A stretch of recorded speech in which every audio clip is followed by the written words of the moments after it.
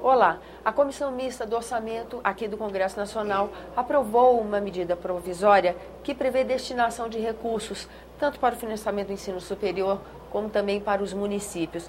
Quem conversa conosco sobre o assunto é o senador Cacildo Maldaner. Ele foi o relator dessa matéria na Comissão Mista de Orçamento. Senador, muito obrigada pela sua presença aqui no nosso programa.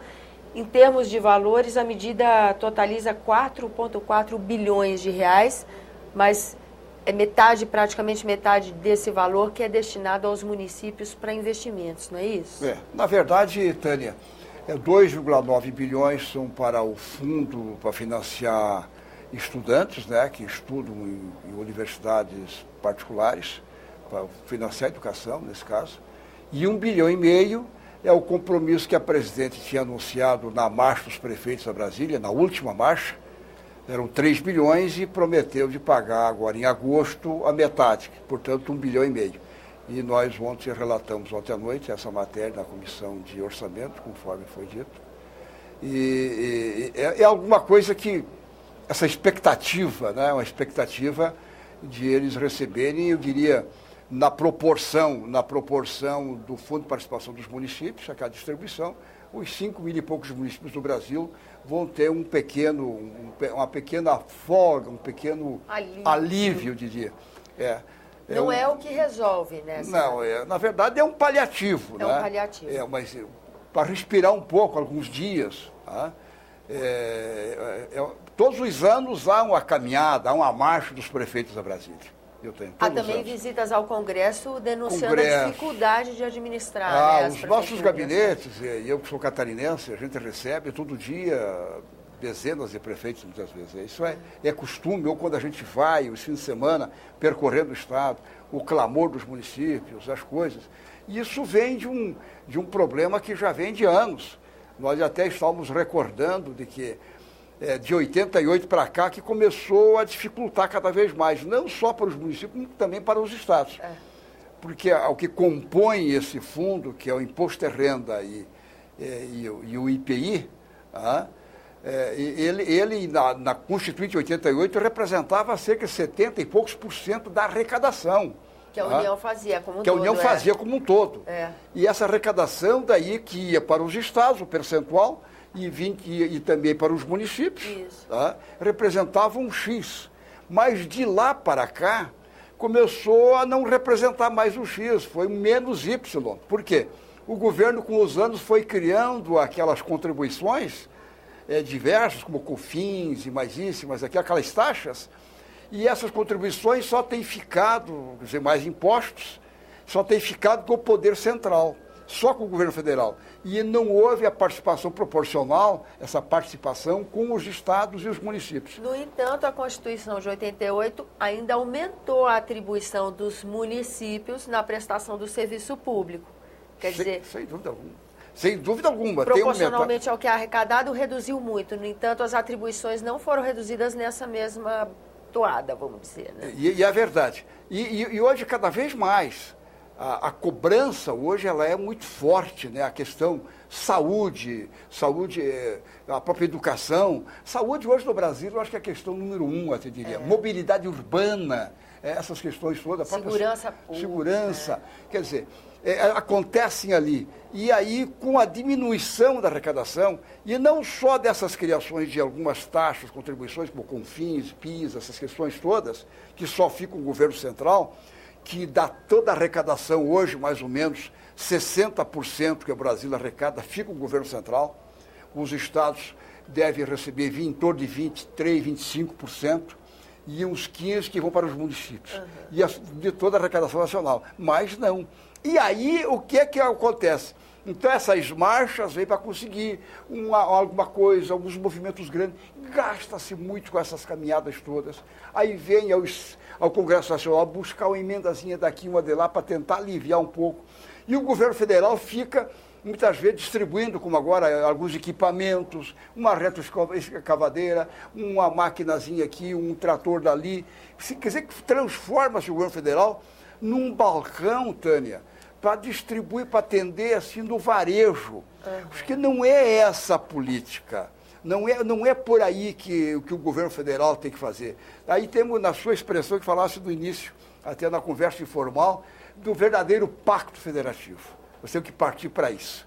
Porque além de as contribuições de diminuir a participação dos estados e dos municípios, que vão ficando mais refém, e as exigências cada vez maiores, o governo federal, ultimamente, ele tem protegido, e é necessário, claro, muitas vezes, setores da economia, ele retira, por exemplo, o IPI de um setor, ou retira de outro, desonera. E essa desoneração, ela é feita no geral, quer dizer, os estados, que cai a arrecadação, daí que forma, por exemplo, o Fundo de Participação dos Estados e dos Municípios, que é o IPI e o Imposto de Renda, cai a arrecadação no geral, mas cai para os municípios, cai para os estados. O Estado atinge, quer dizer, o governo federal, ele atribui com essa responsabilidade de participação a todos os três níveis. Não só o poder central, para poder estimular essas empresas. Então, é uma apropriação indébita até, com os municípios que elaboraram os seus orçamentos e os estados, programaram, e ao belo prazer, no decorrer da aplicação do orçamento, foi desonerado nesse setor, naquele, vai cair X, Y, vai cair da arrecadação. E aí como é que vai cumprir com o orçamento? Como é que vai ficar? Então, na verdade, nós temos que fazer um verdadeiro pacto federativo. Senador, e a Casa, o senhor não acha que enfrenta dificuldade em fazer essa tarefa? Eu acho que estamos começando a ter mais coragem, eu acho. O Congresso Nacional está se acordando com os movimentos que têm acontecido aí, junho, no Brasil, nos movimentos das ruas. Nós está mexendo com mais firmeza para todos se acordarem para isso, de nós começarmos a pensar naquilo que acontece mesmo ali. Desafogar o governo central, fazer com que ele, na verdade, crie normas, normatize políticas nacionais. Eu acho que é isso que o governo federal tem que pensar. Porque a presidente começar a atender esses varejos, ela perde tempo, o governo perde tempo. Tem que atender o Brasil como um todo, descentralizar, ter uma visão do geral e descarregar, descentralizar isso, na verdade, e cobrar, lógico, efeitos, eficiência da administração dos estados e também dos municípios. Com certeza, nós teremos, com o tempo, viu, Tânia, uma mobilidade urbana melhor. Teremos uma saúde, um tratamento mais qualificado, do que cada vez vir aqui buscar uma creche, um convênio. O prefeito vinha a Brasília, fazia um convênio de uma creche, e papelama que vem, vai e vem.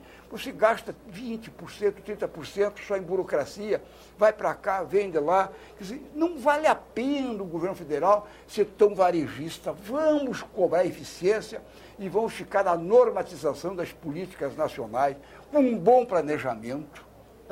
Não podemos ter racionamento, um planejamento profundo. Tem que ser um planejamento com eficiência. E eu acho que é isso que falta ao Brasil. Aí eu acho que nós vamos ao encontro daquilo que mais nós precisamos. Há como o Congresso colaborar para aproximar o país de uma administração desse estilo que o senhor descreve? Eu acho que essa provocação que vem das ruas ela tem vai mexido. dar força. Ela deixou muita gente de nós aí, muita gente dormida, quer dizer, dorme-se menos. Está se dormindo menos. Não, é verdade, né? Mas eu acho que isso é bom. Um momento histórico também, né? De uma cruzada mais ética, não falar em eleições do ano que vem, não, eu acho que não. O povo não quer saber disso. Vamos pensar em fazer uma boa administração, vamos tentar encontrar soluções para aquilo que está agora. A sociedade quer isto. E deixa as coisas acontecerem no momento oportuno. Não tem como entrar em campo antes.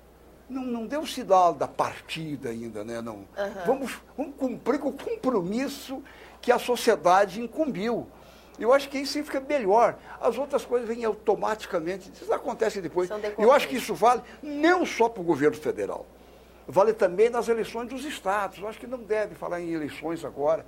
Vamos tratar de buscar atender aquilo que se debatia, o que estão nas ruas, aquilo que na verdade tem que ir ao encontro. E vamos mudar o que nós pudermos agora.